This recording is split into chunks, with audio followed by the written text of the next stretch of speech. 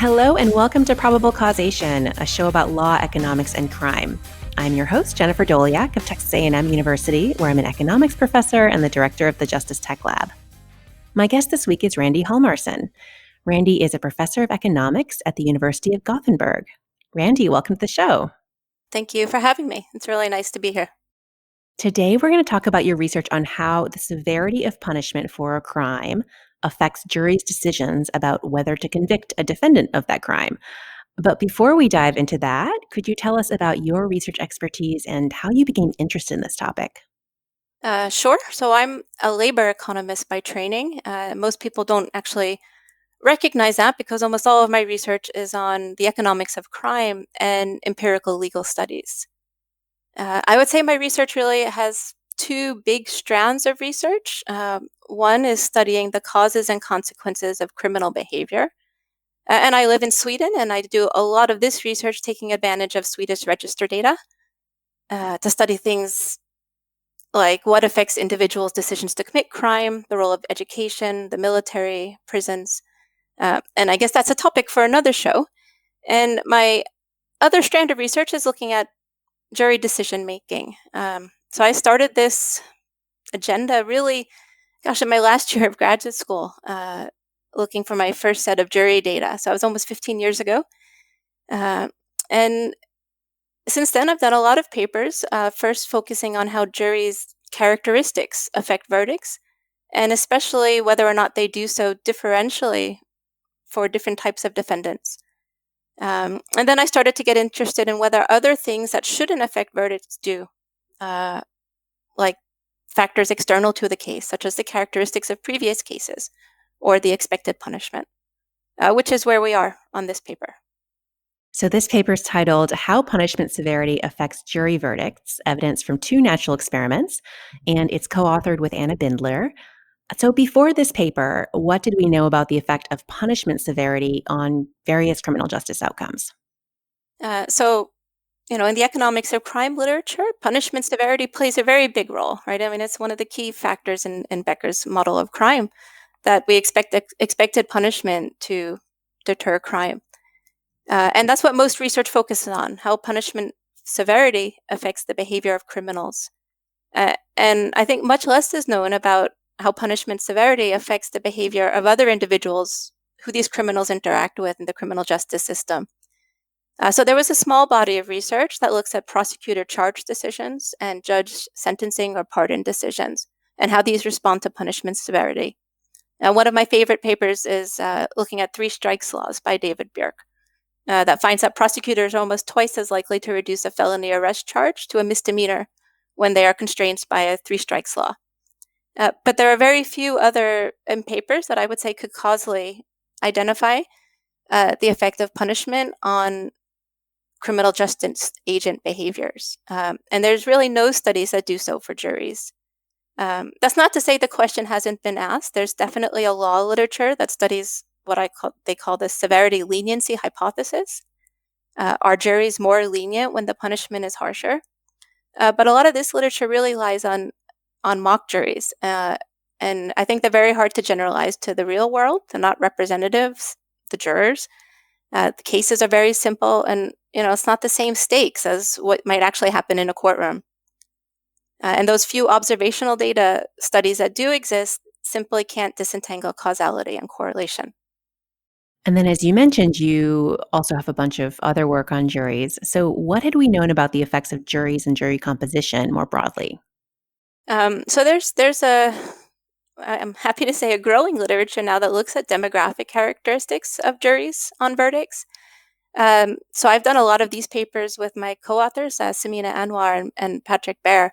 And the first paper that we did is looking at the effect of jury race. And it's, really studying juries themselves, especially in the US, is very hard because the jury is not random. So one really has to find exogenous sources of variation to study the, exogenous variation in the characteristics of the jury and not the characteristics of the chosen jury.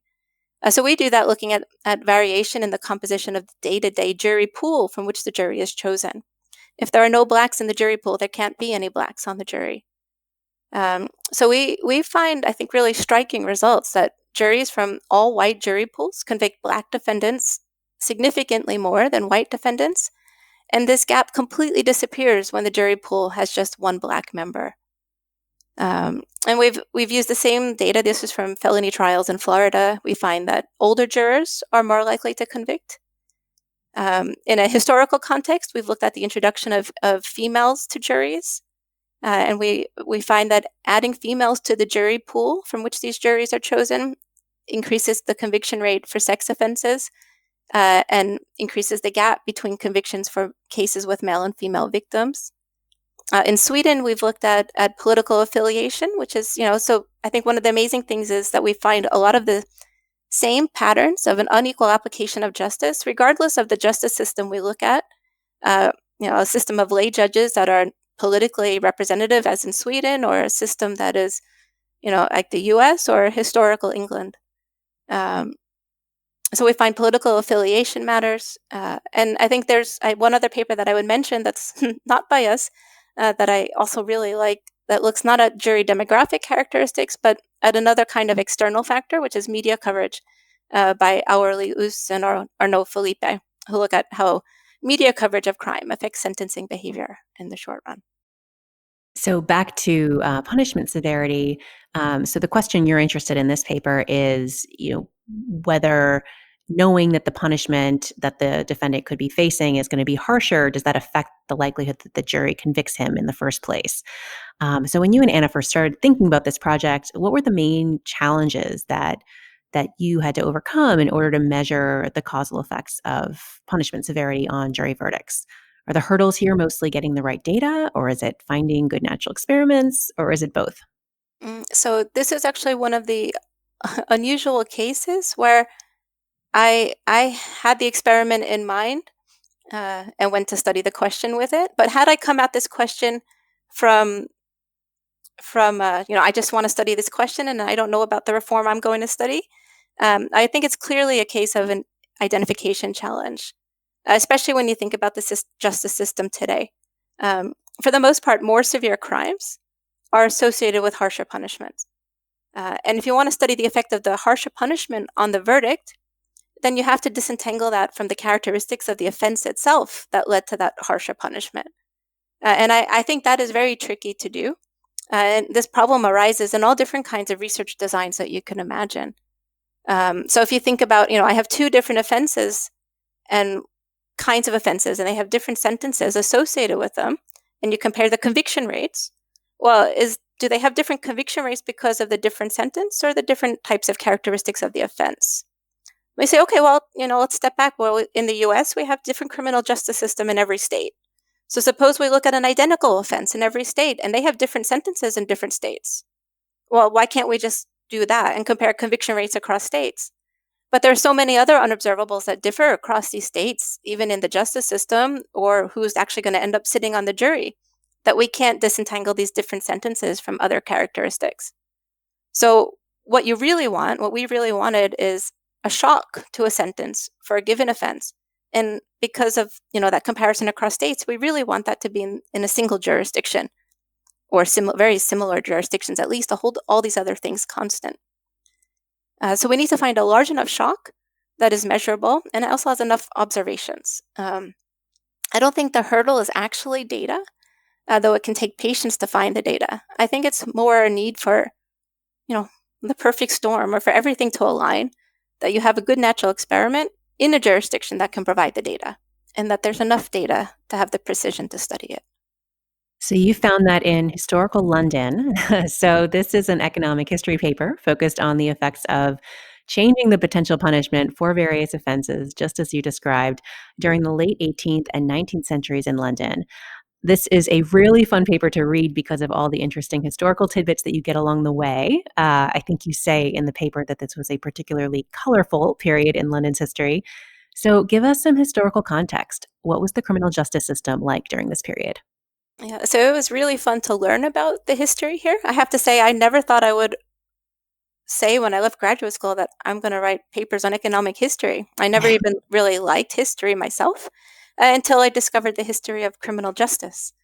So the system at this period was incredibly dynamic and incredibly different from today. I think I'll just talk about the two aspects that are most relevant to the current paper. So how different then is it today in terms of sanctions and punishments, and what trials looked like, because that is the data that we're studying.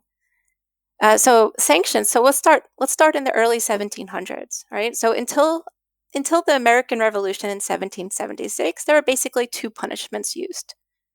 You could be transported to Americas, and actually about 70% of the trials that we see in London Old Bailey result in a sentence of transportation to the Americas, or you could be sentenced to death, right? So 20 to 25% of sentences were to death.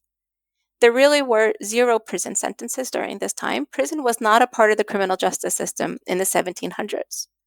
A couple of prisons did exist, but they were not used for sentences. They were used for pretrial detention, basically, to hold offenders until trial, or post-trial detention to hold them upon a death sentence, or transportation, until the execution or the ship left. So this was really a harsh time of punishment. It was so harsh that it was actually called the Bloody Code. So by the early 1800s, there were more than 200 capital offenses. And things that we think of as petty crimes today, like pickpocketing, were actually considered capital offenses.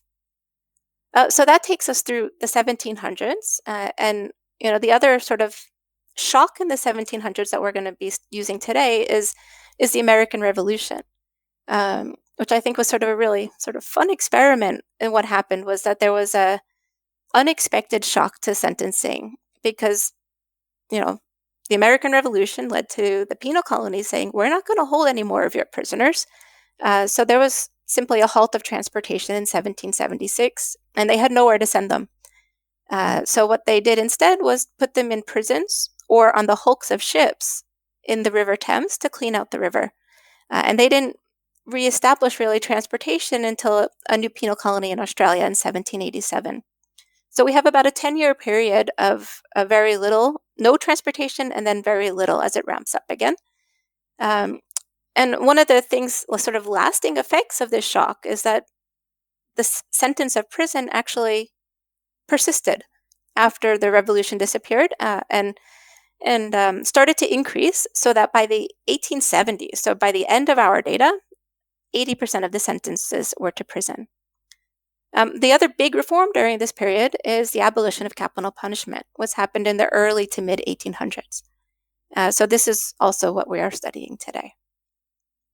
So the second aspect of the historical context that I think is important is what trials were like. So in a lot of the way, trials were similar to today, in that there were actually jury pools or books of potential jurors who were called in advance to show up at the courtroom. And they even got seated on the jury in some sort of random mechanism where there was a box and they pulled out cards of like-sized parchment. So there was, even then, some randomization involved. But that's, I think, for my opinion, where sort of the similarities stop. So you weren't just called to the courtroom for one trial. You were called to sit there for 1 to 3 weeks. So there was a court session that happened in a month, maybe 6 to 8 sessions a year. You were seated on a jury, and that jury tried many cases sequentially, day after day. They gave the verdict for at least part of this period immediately after the case. There was no separate jury room. You sat there huddling around each other and then announced the verdict. Trials were really short. There's anecdotal evidence that they were about 8 minutes long in the early 1800s on average. And there was really very little evidence presented by the defendant. It was more like the sentencing phase of a modern-day trial. And this is largely because until the mid-1820s, there was a presumption of guilt, right? So there was, very little sort of present your case, and not until we had a presumption of innocence and then the introduction of attorneys that this started to change. So because of this presumption of guilt, there's very little pleading guilty, which is something that people always ask about in this paper. So that doesn't play a big role. It's only increased slowly after the presumption of guilt shifted to the burden to the prosecution. Okay, so you mentioned that you have two different natural experiments in this paper. So let's focus first on the offense-specific abolition of capital punishment. So tell us more about how those changes came about and how they were implemented in practice. Right. So Sir Robert Peel was the Home Secretary at the time, and he led a really big period of criminal justice reform in the 1820s. And one of the big reforms that he did was to push through the abolition of capital punishment. So it was abolished one offense at a time. It wasn't like they say, we're going to abolish capital punishment completely. Um, and for the most part, there is, at least from our anecdotal perspective, there's no evidence that there was any knowledge of which offense would be next or that there was a push to abolish it for different offenses, with the exception of forgery. Um, so the earliest offense was for fraud. It was abolished in 1813. And then, it happens in different years. So, say animal theft was in 1832. It was abolished for housebreaking in 1833, burglary and robbery in 1837. And the last one that we're studying goes all the way through arson in 1856. Um, as it was abolished for each offense, then the sentence mostly shifted to transportation, especially in the early 1830s and those earlier reforms. The later reforms might have shifted to prison, since the other thing happening at this time was actually the abolition of transportation in the 1850s. You asked, how was it implemented? So what we can look at is sort of the timing of implementation in the data. So if we look at all of the sentences and say aggregate them by year, and collapse the data to look at the share of sentences for each type of offense, we can see a really sharp drop from whatever the level is to zero in the year after the reform happened. So we identify these breaks in the data, and we also see that these correspond to the exact years in which we can find the law on the record. And there's a separate law for each offense that dates the abolition of capital punishment for that offense. So you mentioned the data. I'm sure some people listening who have tried to get court data from the present day and various courts, maybe in their jurisdiction, are wondering how on earth you're getting court data from the 17 and 1800s. So tell us about the data you were able to use in this project and what information you have and how you put it all together. So the data, I think, is really fun, and I can point everyone to a super fun website so that you can play with this data yourselves. So the data comes from the Old Bailey, and the Old Bailey is the Central Criminal Court of London and the surrounding county of Middlesex, and it trials all felonies. Right? And don't forget, at this time, pickpocketing was a felony, so this is a lot of trials. Um, and the data is published in a document called the Proceedings of the Old Bailey. So this is a publication that came out after each court session, starting in the late 1600s, that was written by the court reporter. And they keep track of the details of the case and the outcome, so the verdict and the sentence. And there's often actually a transcript as well. How long that transcript is changed a bit over time. It's a 200-year period, so over a long time, as the purpose of the proceedings changed. So it was initially sort of produced as a product of public entertainment, that we want to entertain the people by the gory details of these criminal cases. And then eventually it turned actually into a quasi-official way of keeping records. And it keeps records for more than 200,000 trials over this 200-year period. And I honestly, I can't take credit for a lot of the getting the data together. There's a group of digital historians, and I never even knew that was a term before I started this project, digital historians. And they digitized the Old Bailey proceedings online. So that's the website to look at. It has a great search engine and lots of data that you could look at, as well as a lot of institutional history. So they've tagged a lot of variables in each proceeding for each case. So you can easily extract information on the date, the defendant's name, age, gender, their main offense, their verdict, and the sentencing information. There's definitely some information there that's not tagged as well. And we had a lot of excellent research assistants help manually code this information that we've used for a few projects. including the judge and the jury names from 1750 to 1822. So you can actually see who the jurors were on each case. I can't see the pool that they were chosen from, but you can see the jury. And that is actually data that's hard to come by today. So we took all of these 200,000 cases, we cleaned the data, and we coded three main outcome variables that we were interested in. Were they convicted at all? Were they convicted of a lesser offense than they were charged with? And were they acquitted? We have more than 20 offense categories that we look at, and we look at these other defendant characteristics. And I'll just quickly give some, I think, interesting statistics that also tell you a little bit about the criminal justice system at this time. So 73% of the cases over this 200-year period were property offenses and 10% violent. Prior to the revolution, it was 88% were property offenses. So this really is a system that is created by the wealthy to protect their property. I think another interesting statistic is that more than 20% of the data from this 200-year period is actually female defendants. And this actually changed a lot over time. So before 1750, 36% were female defendants, and 13% in the last 50 years, from 1850 to 1900. It's actually this 13% that's very similar to what you might find in felony trial data today. So that's an interesting comparison.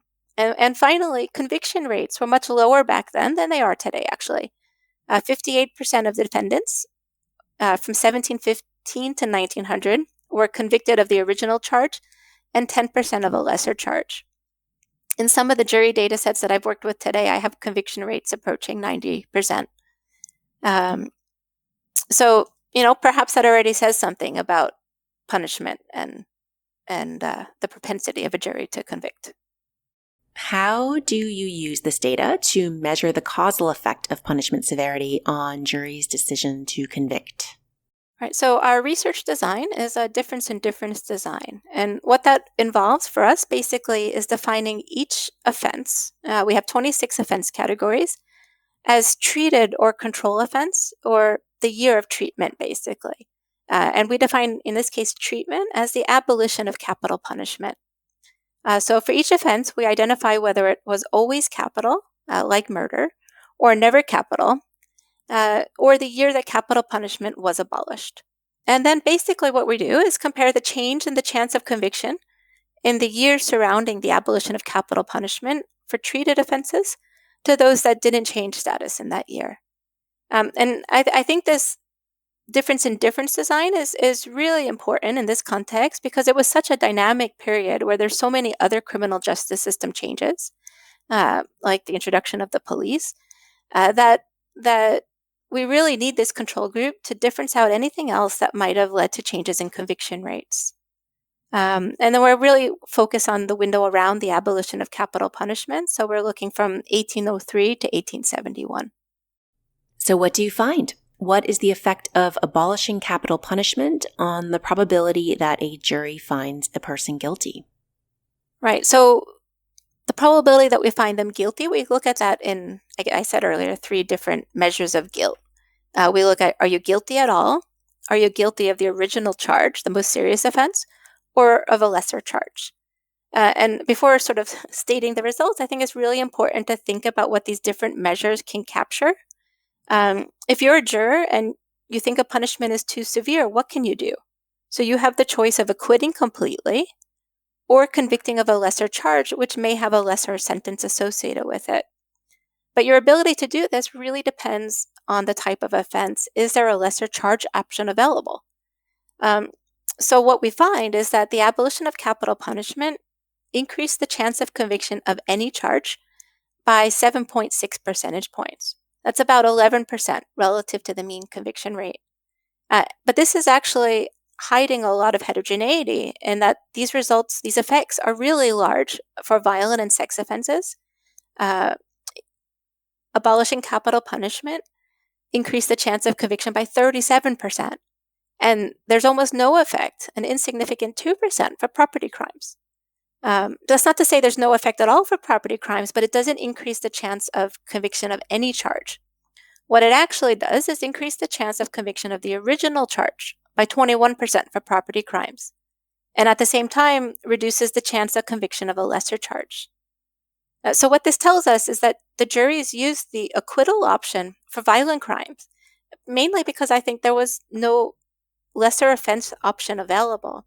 Right? For murder, you can convict someone of manslaughter, but for most violent crimes, there's not a lesser offense equivalent.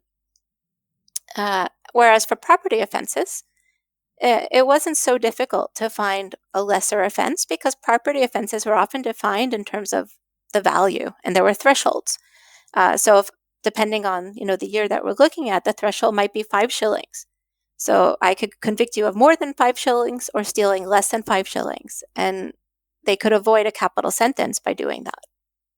I suspect this result will be surprising to a lot of people because I think we're used to thinking of that decision about whether or not you're guilty as being completely separate from sort of the sentencing phase, right? You have facts in a particular trial, and the sentence shouldn't determine whether you're the fact of whether or not you actually committed the crime or not, which is what the jury should be trying to uncover here. And so this really does suggest that juries are factoring all of this in at the same time, and they're not actually perhaps making the decision that we think that they're tasked with making.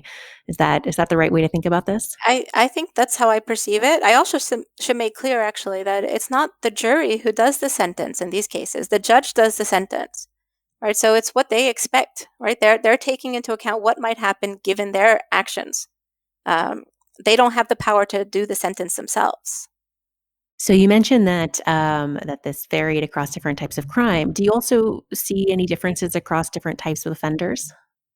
Yeah, so I think that, right, one of the main differences is the heterogeneity in offense types. And the other heterogeneity finding that we have that is, I think, most interesting is that by defendant gender.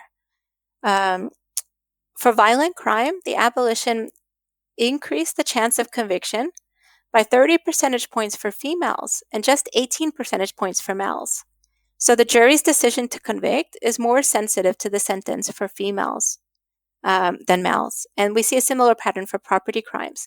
So what this basically tells us is that before the reform, females were treated more favorably by the jury.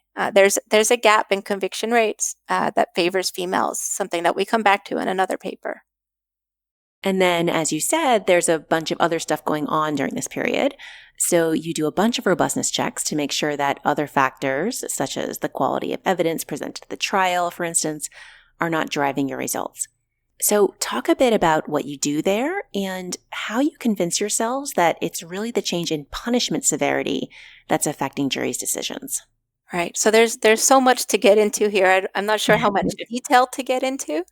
Um, so any difference design makes some key assumptions. And basically, that assumption is that your control group is a good control group for all the other things that are changing in society at this time that could affect conviction rates. Do our treatment and control offenses move in a parallel manner? And the other thing that we're assuming basically is that the timing of the treatment, the timing of the abolition of capital punishment for each offense is random. So we do lots of tests that convince ourselves that these two assumptions, traditional assumptions, hold. That we see visually inspect, we see very parallel pre-reform trends in conviction rates. And event study designs, we don't see any significant effects in the years leading up to the reform, which suggests that there's nothing happening in terms of non-random timing. The results are not driven by an individual offense, so we can drop any offense and find the same results, even the largest offense of larceny. Um, I think the more interesting sort of assumption is the question of whether something else is happening that changes the composition of cases. So is it that the higher conviction rates, is it because the juries make that decision, or are they facing a different sample of cases as a result of the abolition of capital punishment? And as we said at the beginning, changing punishment severity can affect many different individuals in the justice system. And I think that's the main concern, that did it affect the offender in a way that changed the composition of criminals that they're seeing?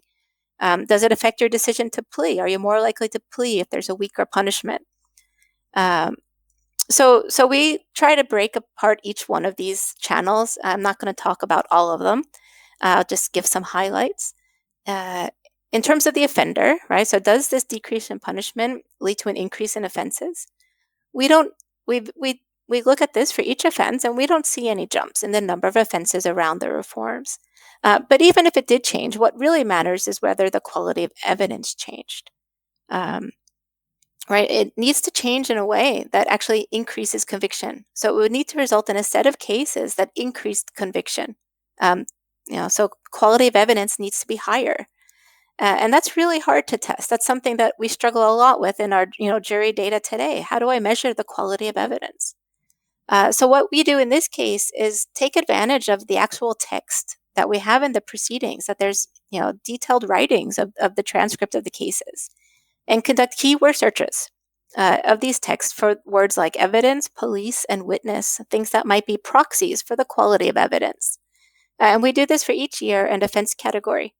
So we basically create a new data set of proxy of the quality of evidence for each type of offense and year, and look at whether or not the quality of evidence increased around the abolition of capital punishment. And we see no evidence of this. In fact, if anything, it's actually negative. So this is what we do to convince ourselves that we can't really tell another story that's consistent with the findings that we have. Okay, let's move on to your second natural experiment, the sudden end of transportation to the Americas as a punishment. You mentioned already that transportation was used as a sentence during this period, but talk more about that. And I guess the main question that seems relevant here is, how did people perceive transportation as a punishment relative to the alternatives? Was it better than death, but worse than prison? What's the context here? Yeah, so I think we need to keep in mind that transportation changed. So before the revolution, transportation was to the Americas. I should say that most sentences were for a transportation period of 7 years. Returning before the end of that was a crime in itself. This was the main sentence. And anecdotally, I don't hear so much about this being horrible, transportation to the Americas. They were already a developing society, but after this halt, and 10 years later, we found a penal colony. Eventually, it took a while to find a new place in Australia. And this was completely undeveloped. So transportation to Australia was perceived as an incredibly harsh punishment. They often called it transportation for life beyond the seas. And it's definitely perceived as worse than transportation to the Americas. The voyage took 4 to 6 months to get there. The conditions on the ships were pretty bad in terms of illness and death. Even upon getting there, they were put to hard labor in gangs building infrastructure, and there was harsh discipline upon misbehaving. How does transportation compare? So, transportation to Australia is pretty bad. Worse than transportation to the Americas. We assume that transportation anywhere is less severe punishment than death, but that transportation is a worse punishment than prison, which had even holding conditions constant, prison sentences, once they were introduced, were typically shorter than 7 years someplace else. So that's what we take to the data, that transportation is less severe punishment than death, but worse than prison. And then you mentioned that there was a sudden change that made this punishment unavailable, the American Revolution. So how do you use that change to measure the effect of punishment severity?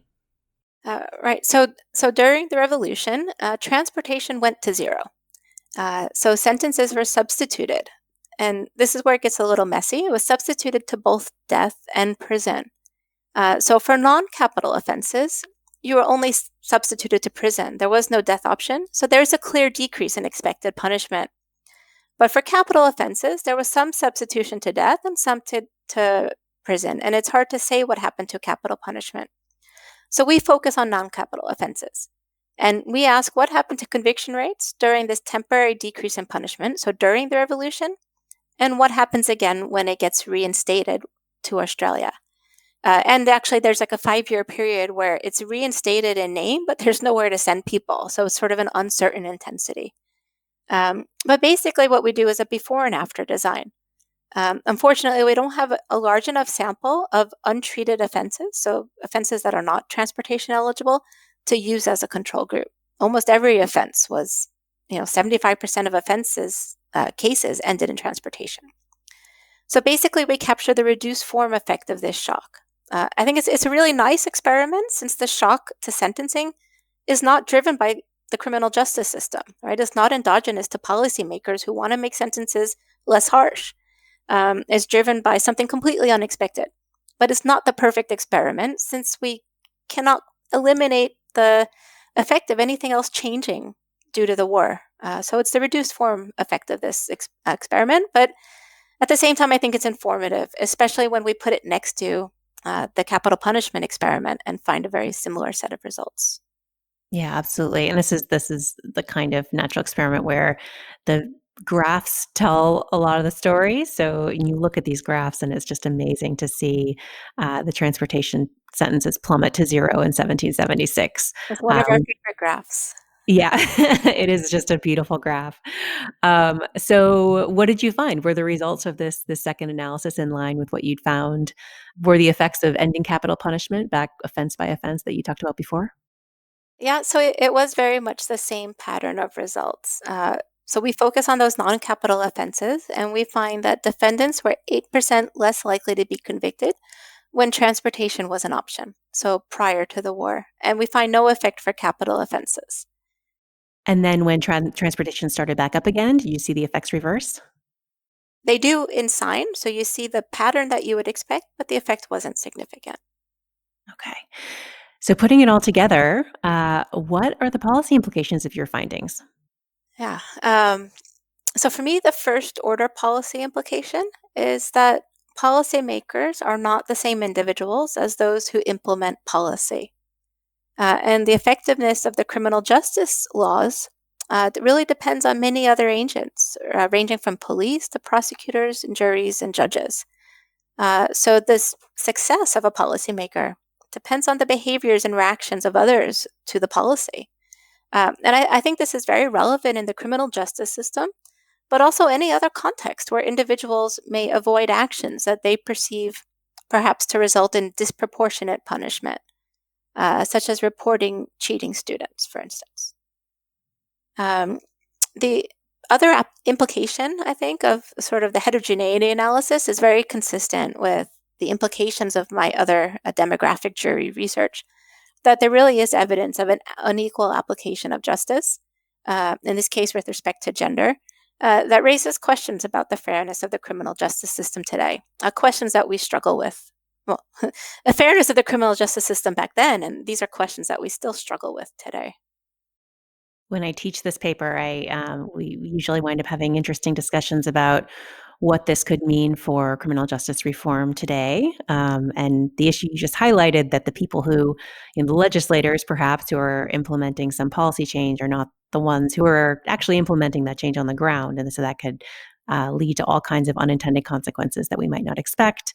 But I think the other really interesting takeaway for me of this paper is thinking about how, if reformers are successful in this current era at dramatically reducing incarceration and reducing prison sentences and, not locking people up for life or for very long periods of time, we might unexpectedly see that conviction rates increase, right? If everyone in the system then perceives that the punishment really isn't that bad, or at least is much better than it used to be, we might wind up seeing that sort of dampening the net effect.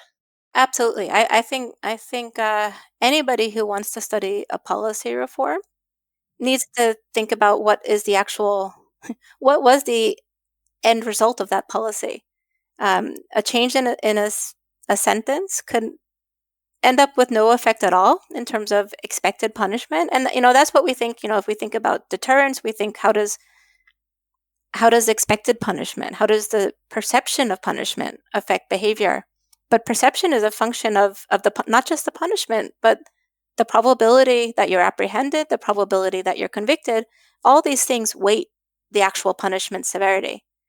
So to really know what how expected punishment changes, we need to know how that punishment changes the probabilities associated with receiving that punishment. This paper was published in AEJ Policy in 2018. Are there other papers that have come out since you first wrote this paper that add to our understanding of this topic?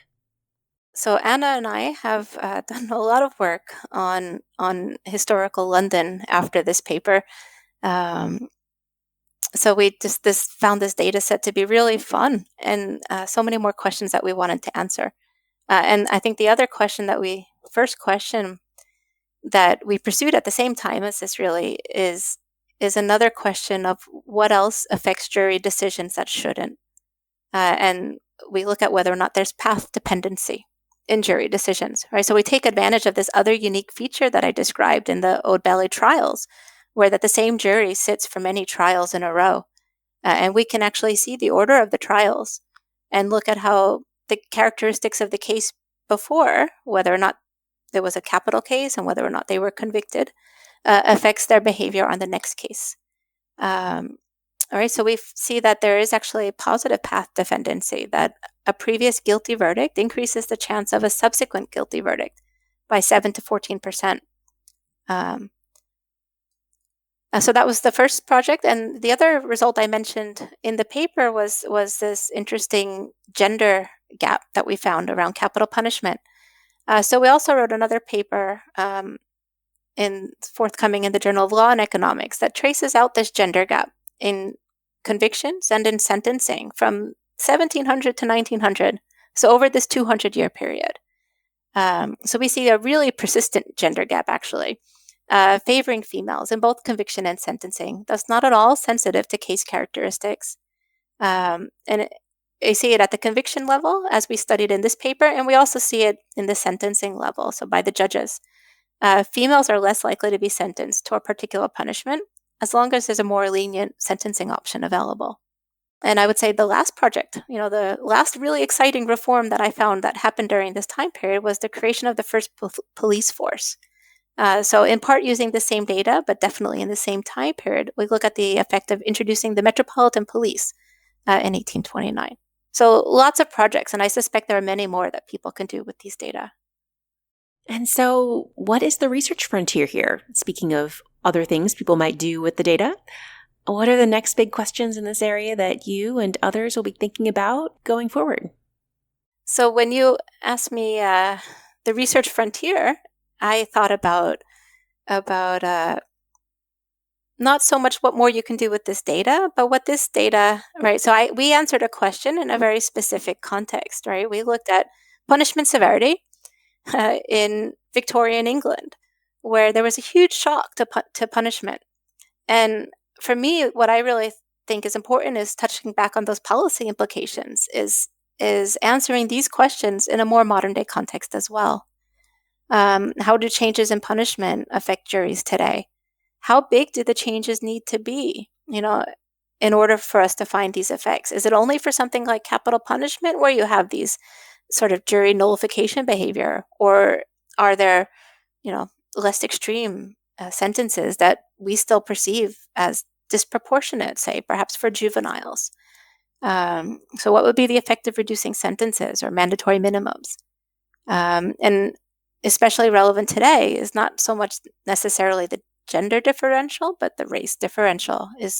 Do these gaps lead to differential treatment for Black and white defendants? My guest today has been Randi Hjalmarsson from the University of Gothenburg. Randi, thanks so much for doing this. Thank you for having me.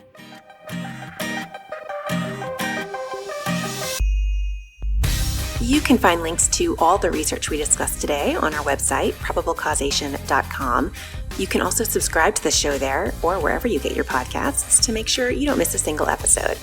Big thanks to Emergent Ventures for supporting the show, and thanks also to our Patreon subscribers. This show is listener-supported, so if you enjoy the podcast, then please consider contributing via Patreon.